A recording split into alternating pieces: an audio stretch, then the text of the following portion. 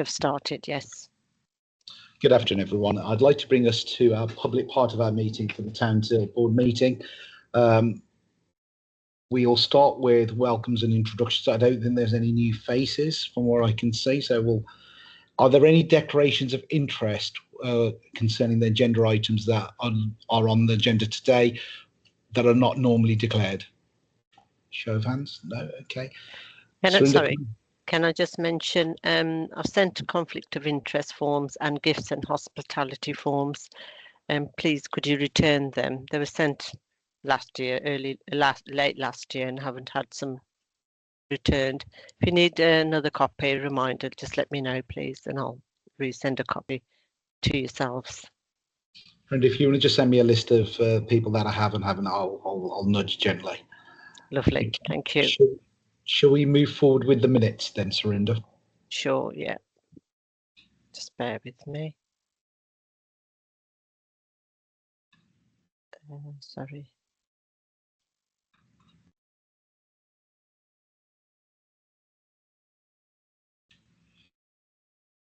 So can you see my screen? Yes. Yes. Okay.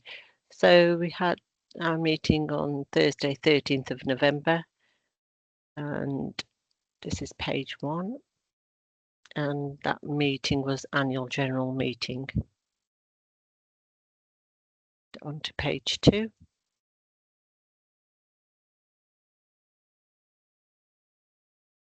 Page 3.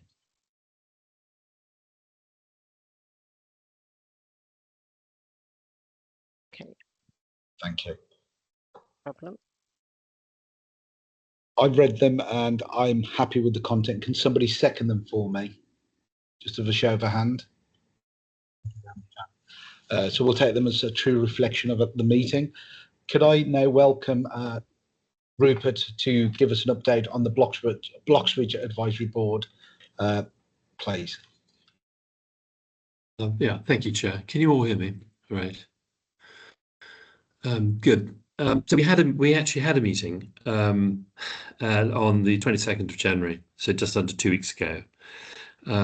Apparently that was the first one we'd had for quite a long time, though it doesn't feel like that, because we have been keeping in touch on an ad hoc basis and very much up to date. We've had a lot of quite a lot of on-site meetings, particularly at the launch pad in Bloxwich, which is going great guns.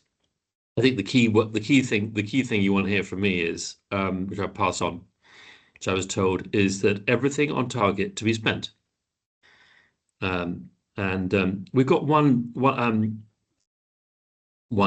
perhaps an issue, part of the community capital, with one project which will be touched on later on the meeting, which is I'm not going to go into detail of that now because it could, this is a public part of the meeting, it could adversely affect what's going on there.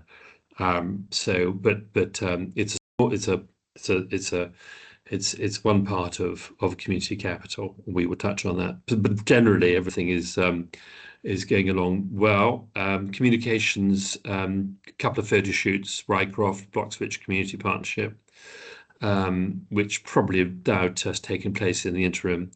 There was one adverse piece about Walsall, which some of you may have seen or been relayed from a Manchester newspaper, but I have to say Councillor Andrew actually was quoted widely in the sort of second part of the article with very effective rebuttals to it. I don't know whether they're feeling competitive with us with all the progress we're making or what, but I don't know. But he fought back admirably, and I think that should be noted. Construction skills, of course, is the big, through Regeneration is the big thing, big project. It's an £8 million grant, 1.7 million already claimed. Somebody did make a good suggestion in our meeting, one of the members, that a representative from Walsall Housing Group should join the board, and that has since been enacted and confirmed it's going to happen. So that's good. That's a good contribution. That's a retrofit of 85 homes to net zero. Work started on 24 of them already. A couple of other housing projects going on. That's one of them is, I think, 34 expecting February. I mean, here we are, February. So good progress. Community capital. So I mentioned there was a particular issue there with one of them. But hopefully that might be resolved, or we might have to look at reallocating the funds that we were expecting to give to that.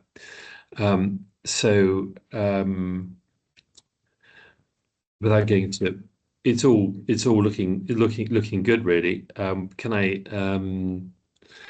Active travel, connectivity, two outstanding projects. One is upgrading 30 bus shelters. The other is some highway improvements in Bloxwich, which will be completed by March. So good progress there.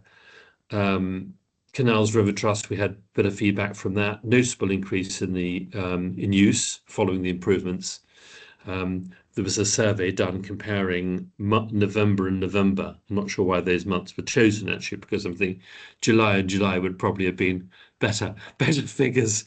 But nice to get some feedback on work that are being completed. Green Bloxwich, we had an update on the allotment improvements, and of course the big one there, KG5 Planning Committee, this month.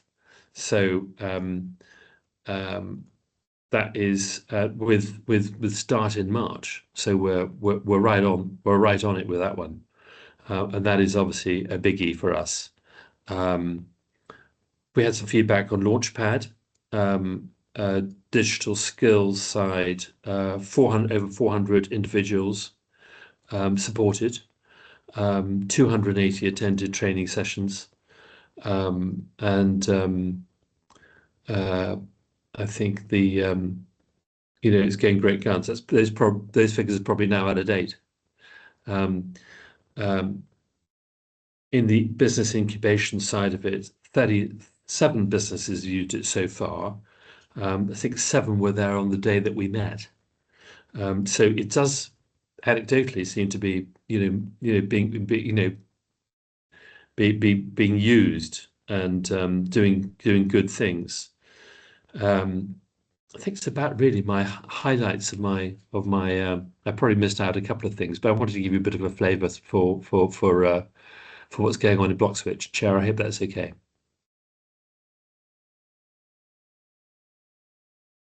Thank you very much, Rupert. I was going to say, is there any questions for Rupert at this present moment of time?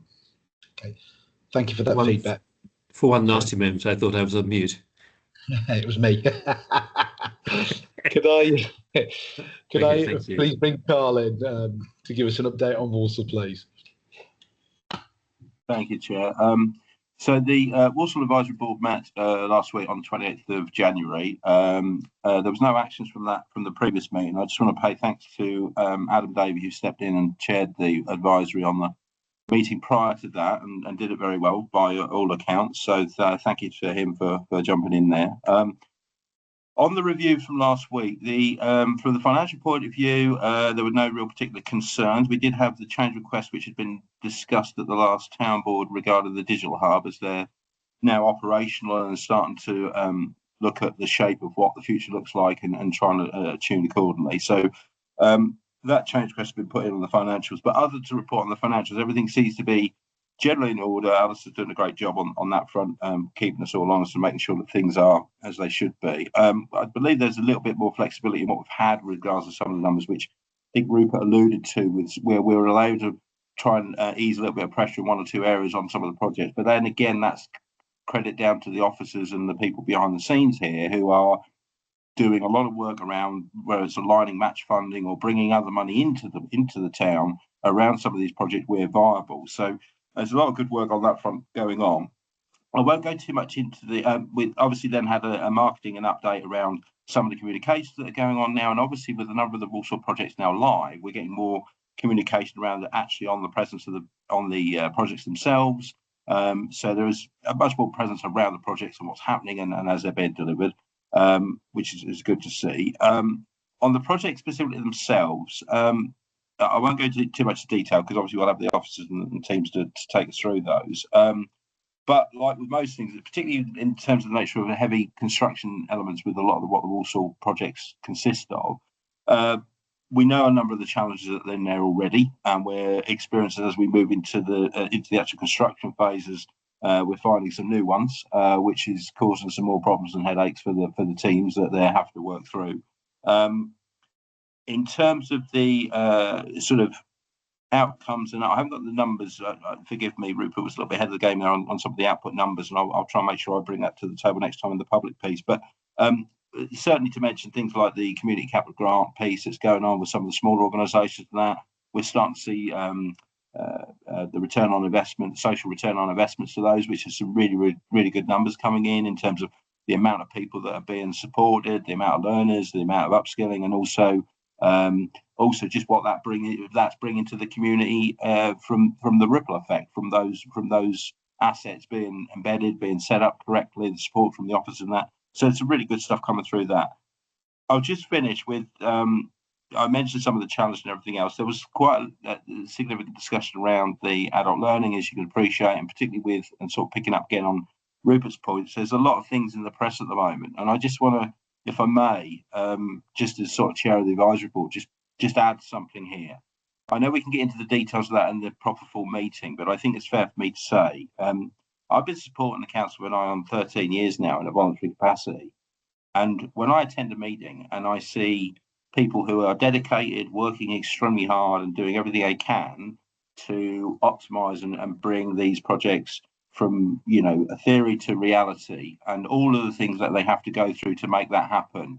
And to then see some of these individuals sort of, being attacked from a public perspective in terms of some of the optics here and some of the political pieces really upsets me, quite frankly. So from my point of view, as the advisory board for Walsall, and obviously we've got some of these projects that are, quite public known or whatever, I just want to point out that, I stand by all of my colleagues in the advisory board. We have due diligence and governance that, from someone from my background in commercial matters for many, many years, we are dotting I's, we are crossing T's. There are plenty of things going on. And I think sometimes the information that goes out is not, needs to be challenged, needs to be robust. And it's on this board to stand by all the members of it in support of that as a collective and take this head on, because it's just not right when people misinformation or whatever it is, and then it starts to lead to people being targeted or subject to whatever. I'm not going to accept that, not having that, and therefore I just want to be quite strong about that.